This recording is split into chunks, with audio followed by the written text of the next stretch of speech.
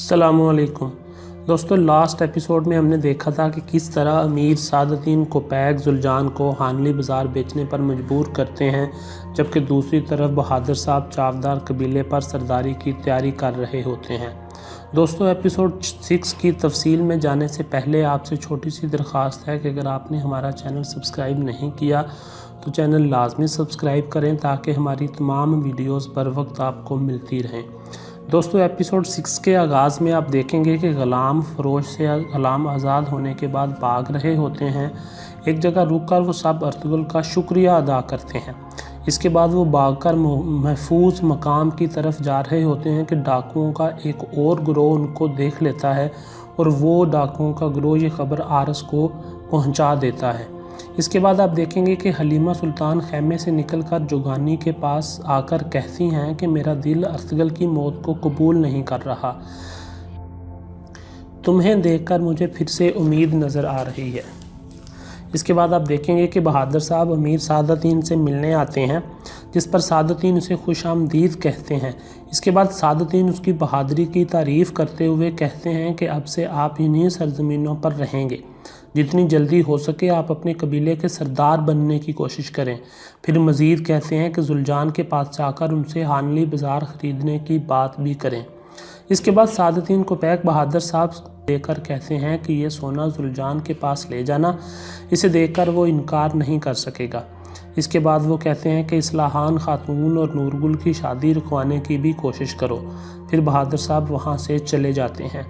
इसके बाद सादतीन कोपैक हानली बाज़ार जाने के लिए अपने सिपाहियों को तैयारी का हुक्म देता है।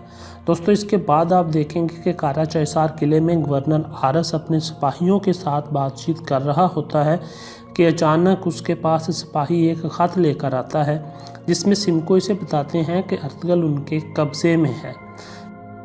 इस पर आरस अपने कमांडर को गुस्से में नीचे गिराकर पूछता है कि अर्तुगरुल कैसे ज़िंदा रह गया, मैंने अपने हाथों से उसको मारा था। और फिर इसे छोड़कर कहता है कि जिनकी तरफ से ये ख़त आया है उनको जल्दी ढूंढो। इसके बाद आरस ज़ोर से चलाता है कि ये कैसे हो सकता है कि अर्तुगरुल ज़िंदा बच गया हो। इसके बाद अर्तुगरुल और दूसरे ग़ुलाम एक नदी के पास पहुंच जाते हैं और ग़ुलाम अर्तुगरुल से कहते हैं कि अब हम थक गए हैं, मगर अर्तुगरुल उनको कहता है कि अभी थोड़ा मज़ीद आगे जाना है, यहाँ पर हम महफूज नहीं हैं। इसी दौरान सिमको और डाकुओं का दूसरा गिरोह अपने अपने सिपाहियों के साथ अर्तुगरुल और ग़ुलामों को ढूंढ रहा होता है। दोस्तों, इसके बाद हानली बाज़ार में सुल्तान का जासूस तबीब आरफ को देखता है।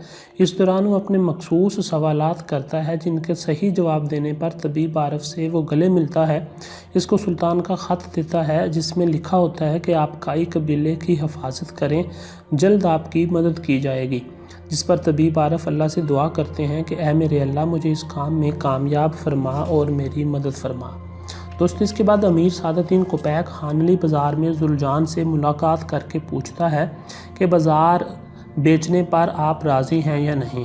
जिस पर वो कहते हैं कि कबीला आरस को बाज़ार बेचने पर राज़ी नहीं लगता। फिर सादतीन कोपैक इसे कहता है कि मैं ये तुम्हारा बाज़ार बहादुर साहब को फ़रोख्त करवा देता हूँ। सादतीन मज़ीद कहता है कि तुम बाज़ार की फ़रोख्त से मिलने वाला सोना लेकर कबीले को वापस अपने भाई सारम और गुलदारों के पास चले जाना। जिस पर जुलजान उसे कहता है कि ये मुनासिब है, मगर मैं जिरगे में इस पर मशावरत करना चाहता हूँ। इसके बाद आप देखेंगे कि किला कारा चैसार में सिपाही आरस को इतला देता है कि आपके डाकू दोस्त का ख़त आया है कि अर्तुगरुल ज़िंदा है और वो सिमको के हाथों में है। जिस पर आरस उस सिपाही को गुस्से में कहता है कि उसे ज़िंदा या मुर्दा हर हाल में मेरे पास लेकर आओ।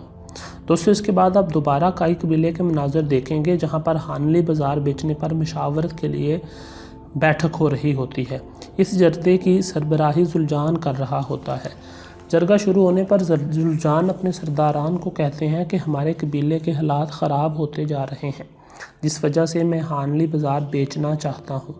जिस पर कबीले के सब सरदारान हैरान हो जाते हैं। इसके बाद तबीब आरफ सरदारान को मुखातब करते हुए कहते हैं कि ये बाज़ार हमारे शहीदों की अमानत है और हमारे सरदार अर्तुगरुल का विरसा है, जिसे हम किसी सूरत भी नहीं बेच सकते। हलीमा सुल्तान भी इस बात पर तबीब आरफ की हमायत करती हैं। इसके बाद जुलजान कहते हैं कि मैं वही करूँगा जो कबीले के लिए बेहतर होगा। जिस पर सरदारान कहते हैं कि हमारे शहीदों का क्या होगा फिर। اس پر زلجان جواب دیتا ہے کہ میں بازار بیچ کر وہ سونا پورے قبیلے میں تقسیم کروں گا جس سے سب کے حالات بہتر ہو جائیں گے۔ اس کے بعد زلجان یہ بھی کہتا ہے کہ ہم بازار بیچ کر یہاں سے واپس اپنے بھائی سارم اور گلداروں کی طرف ہجرت کر جائیں گے۔ زلجان کی ہجرت والی بات سن کر پھر سے سارے سرداران میں بے چینی پھیل جاتی ہے۔ اسی دوران آپ دیکھیں گے کہ ارطغرل غلام کو لے کر جنگل سے جا رہا ہوتا ہے کہ سمکو اپنے آدمیوں کے ساتھ دوبارہ ان کے سامنے آ جاتے ہیں۔ اس پر ارطغرل تمام آزاد ہونے والے غلاموں کو وہاں سے جانے کا کہہ کر خود سمکو کے آدمیوں سے لڑنا شروع کر دیتے ہیں۔ دوستو اس کے بعد پھر سے کائی قبیلے میں ہونے والے جرگے کو دکھایا جاتا ہے جہاں پر زلجان کی ہجرت کرنے والی بات پر طبیب عارف اٹھ کر سرداروں سے مخاطب ہو کر کہتے ہیں کہ زلجان نے اس وعدے پر ہم سے سرداری کا ووٹ لیا تھا کہ وہ ارطغرل کے مشن کو آگے لے کر جائے گا، مگر اب چونکہ زلجان اپنے وعدے پر قائم نہیں رہے تو ان کی سرداری نہیں بنتی، اب اس قبیلے کا کوئی اور سردار ہونا چاہیے۔ اس پر حائمہ خاتون کہتی ہیں کہ اگر زلجان سرداری کے لائق نہیں رہے تو پھر کون ہے جو اپنے آپ کو کائی قبیلے کے سردار کے لیے پیش کرتا ہے۔ اس پر طبیب عارف آگے ہو کر کہتے ہیں کہ ارطغرل کے مشن کو جاری رکھنے کے لیے میں سرداری کا امیدوار ہوں۔ طبیب عارف کی بات سن کر قبیلے کے تمام سرداران حیران و پریشان ہو جاتے ہیں اور طبیب عارف سے کہتے ہیں کہ آپ یہ کیا کر رہے ہیں؟ کیا آپ ایک سردار کو للکاریں گے؟ دوستو اس کے بعد پھر سے جنگل کا منظر دکھایا جاتا ہے جہاں پر ارطغرل سمکو اور اس کے آدمیوں کے ساتھ لڑ رہا ہوتا ہے کہ اچانک وہاں پر تیر آنا شروع ہو جاتے ہیں جن سے سمکو کے زیادہ تر آدمی مارے جاتے ہیں۔ اس کے بعد تیر انداز ارطغرل اور سمکو کو گھیر لیتے ہیں کہ پتہ چلتا ہے کہ یہ وہ ڈاکوؤں کا گروہ ہے جن کو آرس نے حکم دیا تھا کہ ارطغرل کو زندہ یا مردہ پکڑ کر لانا ہے۔ اسی دوران سمکو اپنی تلوار زمین پر مارتے ہوئے کہتا ہے کہ لعنت ہو، اور پھر سیزن 4 کی 6 ایپیسوڈ کا اختتام ہو جاتا ہے۔ دوستو امید کرتا ہوں کہ آپ کو ہماری یہ ویڈیو پسند آئی ہوگی۔ اگر آپ نے ابھی تک ہمارا چینل سبسکرائب نہیں کیا تو برائے مہربانی ابھی سبسکرائب کر دیں۔ اگلی ویڈیو تک کے لیے اللہ حافظ۔